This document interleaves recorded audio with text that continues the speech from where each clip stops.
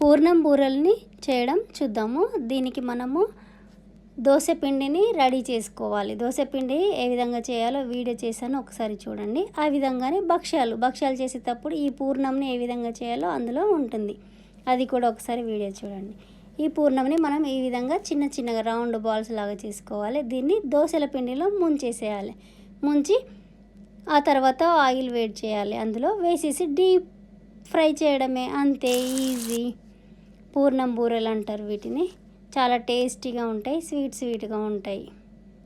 అంతేకాదు భక్ష్యాలు ఏ విధంగా చేయాలో వీడియో చేశాను, ఒకసారి ఫుల్ వీడియో చూడండి. అందులో ఈ పూర్ణంని చేయడం ఉన్నది. బెల్లంతో, చక్కెరతో కూడా చేసుకోవచ్చు ఆ పూర్ణంని. ఈ వీడియో మీకు నచ్చినట్టయితే లైక్ చేయండి, షేర్ చేయండి, సబ్స్క్రైబ్ చేసుకోండి మరిన్ని వీడియోల కోసము. జేకే క్రియేటివ్ థాట్స్ ఛానల్ని ప్లీజ్ సబ్స్క్రైబ్ మై ఛానల్.